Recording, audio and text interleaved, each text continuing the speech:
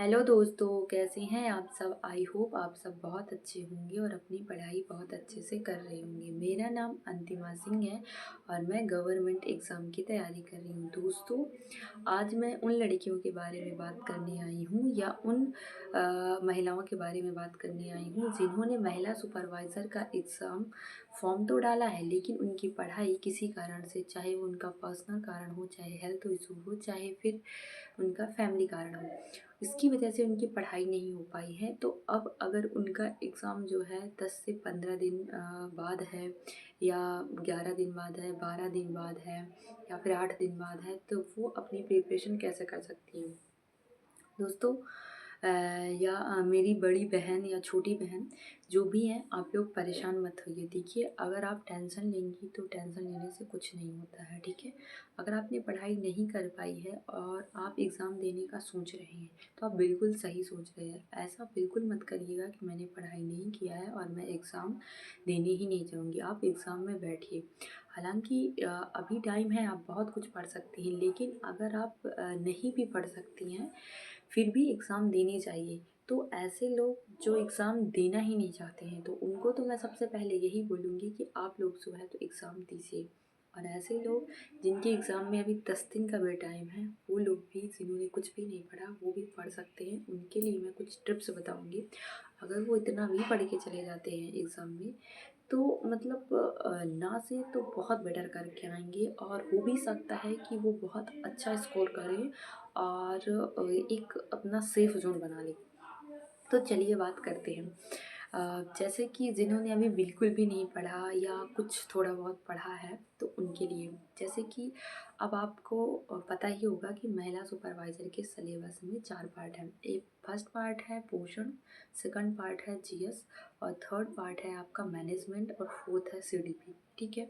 सबसे पहले तो अगर आपने बुक लिया ही होगा, मेरा तो ये मानना है कि अगर आप फॉर्म डाले होंगे तो बुक तो लिया ही होगा, भले ही किसी कारण की वजह से नहीं पढ़ पाए होंगे। और अगर किसी भी कारण की वजह से आपके पास बुक नहीं है, तो आप पहले तो जाके बुक उठाइए, कोई सी भी बुक उठाइए, ठीक है। या तो विनर्स का, सत्यार्थी का, या फिर परीक्षा पोर्टल का, जो भी आपको सही लगे वो बुक उठाइए, ठीक है। उसके बाद आप सबसे पहले पोषण उठाइए, क्योंकि पोषण में ऐसी कई सारी चीज़ें हैं जो आप पढ़ चुके हैं, जैसे कि कार्बोहाइड्रेट, विटामिन, प्रोटीन। उसके बाद आपने बीमारियों के बारे में भी पढ़ा होगा, टीकाकरण भी पढ़ा होगा। तो ये सारी चीज़ें जो हैं तो आपकी पढ़ी हुई हैं, सिर्फ एक बार आपको समझ बनाने की ज़रूरत है। अगर आप एक बार पूरा रीड कर लेते हैं तो वो आपके लिए बहुत बेटर होगी, क्योंकि अगर आप वीडियो देखने जाएंगे तो वीडियो बहुत ज़्यादा है, वो आप नहीं देख सकते। तो आप बुक लीजिए, बुक भी बहुत ईजी तरीके से, मैंने तो विनर्स फॉलो किया था, बहुत अच्छी बुक है। आप विनर्स लाइए और उसको एक बार आप पूरी तरीके से पढ़ लीजिए, ठीक है। तो ये हो गया पोषण की बात। उसके बाद जो है तो आप क्या कर सकते हैं, योजनाएं। योजनाएं आप पढ़ सकते हैं। योजनाएं में आपको कुछ भी नहीं पढ़ना है, सिर्फ और सिर्फ आप डेट्स पढ़िए, क्योंकि अब डेट्स भी पूछ रहे हैं। डेट्स और उद्देश्य पढ़िए। अगर आप लोग बोलेंगे तो मैं योजनाओं, पूरी योजनाओं का जो है, जो 10 नंबर की योजनाएं हैं, उनकी मैं डेट्स और उद्देश्य दोनों आपको अच्छे से पढ़ा दूँगी, और आपको एकदम से रट जाएगा। अगर आप लोग डिमांड करेंगे तो मैं ऐसी वीडियो लाऊंगी, ठीक है। उसके बाद आप एक्ट पढ़ लीजिए, ठीक है ना। एक्ट में अगर आप सारे एक्ट को पढ़ने जाएंगे तो फिर बहुत ज़्यादा हो जाएगा। कुछ एक्ट इम्पॉर्टेंट एक्ट, जैसा कि आप महिलाओं से संबंधित एक्ट पढ़ सकते हैं, बाल विवाह का, दहेज निषेध का। उसके बाद बहुत से एक्ट जो कि कार्यस्थल पर महिलाओं को उत्पीड़न अधिनियम है, वो पढ़ सकते हैं। इसके अलावा जो है तो क्या पढ़ सकते हैं आप, बच्चों से संबंधित कुछ एक्ट हैं, जैसे कि बाल श्रम का हो गया, वो हो गया। इसके अलावा कौन सा आप इसके अलावा आप मातृत्व लाभ अधिनियम पढ़ सकते हैं, ये भी आ सकता है, ठीक है। मतलब 4-5 एक्ट हैं, मैं फिर से आपको बता देती हूँ। तो पॉज एक्ट पढ़ लीजिए, ठीक है। और एक पॉक्सो एक्ट पढ़ लीजिए, और एक बाल विवाह निषेध अधिनियम, दहेज अधिनियम, वो पढ़ लीजिए। इसके बाद मातृत्व लाभ अधिनियम, ये 5 एक्ट आप पढ़ लीजिए। और राष्ट्रीय महिला आयोग, राज्य महिला आयोग थोड़ा बहुत देख लीजिए, वो हो गया आपका। तो आपका 3 पोर्शन हो गया। 55 नंबर का आपका हो गया पोषण और एक्ट हो गया 10 नंबर का और योजनाएँ हो गई। अब मैं पोषण में भी बता देती हूँ कि आपको पोषण का सबसे ज़्यादा इम्पोर्टेंट टॉपिक कौन-सा है। तो पोषण में आप सबसे ज़्यादा इम्पोर्टेंट टॉपिक है आपका वो टीकाकरण। तो टीकाकरण के लिए आप ज़्यादा कुछ नहीं, आपको अगर समझ बनानी है, टाइम है, 7-8 घंटे दे पा रही हैं। अगर आप उस बुक को पढ़ने जाएँगी तो आप आराम से 10 दिन के अंदर वो बुक खत्म कर सकती हैं अदर सब्जेक्ट के साथ। तो आप पोषण में क्या करिए, तो पोषण में सबसे पहले टीकाकरण में जाइए और टीकाकरण में एक बड़ा-सा वो बना हुआ है मतलब वो टेबल टाइप का, उस टेबल को आप पढ़ लीजिए बस, उसमें आपके क्वेश्चन 2-3 बन जाएँगे। उसके बाद बीमारियों में जाइए, बीमारियों का भी टेबल बना हुआ है कि वो वायरस से होता है, विषाणु से होता है, किस जीव से होता है, तो वो आप टेबल पढ़ लीजिए। उसके बाद आप विटामिन में जाएँगे तो विटामिन का भी टेबल बना हुआ है, वो आप पढ़ लीजिए और प्रोटीन में भी। उसके बाद विटामिन पढ़िए, विटामिन के बाद वो होंगे माइक्रो और माइक्रो न्यूट्रिएंट्स, वो भी आप पढ़ लीजिएगा, ठीक है।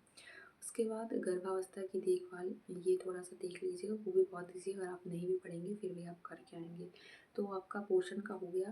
पहली चीज़ तो आप टीकाकरण पढ़िएगा और फिर बीमारियाँ पढ़िएगा, प्रोटीन पढ़िएगा, माइक्रो और मैक्रोन्यूट्रिएंट्स पढ़िएगा, थोड़ा बहुत प्रोटीन देख लीजिएगा। उसके बाद गर्भावस्था की देखभाल वगैरह देख लीजिएगा थोड़ा बहुत, ठीक है। बात कर लेते हैं मैनेजमेंट का। मैनेजमेंट बहुत ईज़ी है, अगर आप 2 से 3 घंटे डेली 5 से 6 दिन दे सकते हैं तो आपका मैनेजमेंट पूरा हो जाएगा। उसके लिए आप क्या कर सकते हैं, तो आप विनर्स इंस्टीट्यूट में जाइए, मैनेजमेंट बाय विनर्स इंस्टीट्यूट डालिए।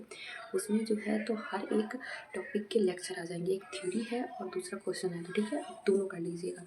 तो ज़्यादा लेक्चर नहीं है, हर एक टॉपिक के एक-एक, दो-दो लेक्चर हैं, ठीक है। मुश्किल से आपके 20 लेक्चर में कंप्लीट हो जाएगा। आप डेली 3 से 4 या 5 लेक्चर खत्म करिए तो आपको 5 से 6 दिन में ही मैनेजमेंट हो जाएगा, क्योंकि मैंने ऐसे ही किया था, ठीक है। आप सबसे पहले तो आप सिलेबस देखिए, सिलेबस तो आपको पता ही होगा, ऐसा मैं आशा करती हूँ आपसे। तो सिलेबस होगा, सिलेबस में आप टॉपिक देखिए और उसी टॉपिक को डालिए तो आपके पास क्वेश्चन मतलब वीडियो डायरेक्ट खुल के आ जाएगा। आपका मैनेजमेंट भी हो गया। अब बचा सीडीपी की बात कर लेते हैं। सीडीपी में आप सिर्फ, मैं आपको सजेस्ट करूँगी, मैंने सीडीपी पढ़ा है, सिद्धांत वाला जो टॉपिक है यूनिट 2 बहुत टफ है, उसको आप मत छूइए। अगर आपकी टाइम है, वैसे तो मैं आपको बोलूँगी सबसे ज़्यादा इम्पॉर्टेंट है देखभाल और संरक्षण की आवश्यकता वाले बच्चे, उस वो टॉपिक बहुत ज़्यादा ईज़ी है, सबसे पहले आप उसको कंप्लीट करिए, ठीक है।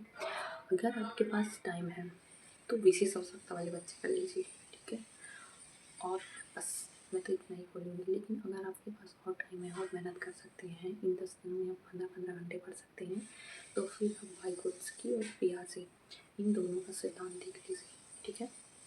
बस इतना ही है आपका, बाकी कुछ नहीं करना है और आप बिल्कुल ही टेंशन मत लीजिए, 10 दिन में आप आराम से कर सकते हैं, क्योंकि मैंने 10 दिन में खुद किया था और मैंने जो सारी चीज़ें आपको मैंने बताया वो सारी चीज़ें मैंने 10 दिन में पढ़ लिया था और आप भी पढ़ लेंगे, इसलिए टेंशन बिल्कुल भी मत लीजिए और आप पढ़ेंगे और अगर आप हौसले से करेंगे तो कर लेंगे। इसमें अगर आप इतना भी पढ़ के चले जाते हैं, क्योंकि क्वेश्चन जो है तो समझ बेस पे आ रहे हैं और आपको छोटी-मोटी मतलब ये सारी चीज़ों की समझ आपके पास है, क्योंकि आपने अभी तक ग्रेजुएशन तक पढ़ाई किया है और जो चीज़ मैंने बताया उसको फॉलो कर लेंगे, साथ ही साथ समझ बेस पर आप क्वेश्चन हल करेंगे तो आप कर जाएँगे। उसके बाद रही रीज़निंग और मैथ की बात, तो रीज़निंग बहुत ईज़ी आ रही है, मैं बताऊँ तो, और मैथ तो मैंने खुद स्किप करा था, तो मैथ आप स्किप कर सकते हैं। बाकी ज़िंदगी अगर आपने कुछ नहीं किया है तो इतना आप 10 दिन के अंदर बड़े आराम से डिवीज़न के साथ कर सकते हैं।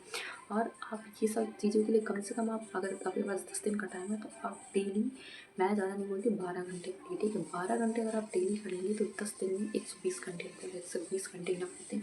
मैं आपको दावे के साथ कह सकती हूँ, अगर आप इतना तैयार करके जाते हैं तो आपका नंबर 150 या 160 के अंदर आएगा ही आएगा, ये 100% है। और आप इस वीडियो में फिर से लौट के आएंगे और आप बताएंगे कि हाँ दीदी या हाँ बहन, मैंने इतना स्कोर किया। एक बार आप मेरी बात मान के तो देखिए। तो फिर से मैं रिक्वेस्ट करूँगी कि अगर जिनका भी एग्ज़ाम 10 दिन भी है तो वो मेहनत के साथ लगिए और हार मत मानिए, आप बिल्कुल अच्छा करके आएंगे। और अगर आपको वीडियो पसंद आई हो और मेरे द्वारा दी गई जानकारी पसंद आई हो तो प्लीज़ लाइक शेयर और सब्सक्राइब करिए और मुझे सपोर्ट करिए। राधे राधे दोस्तों।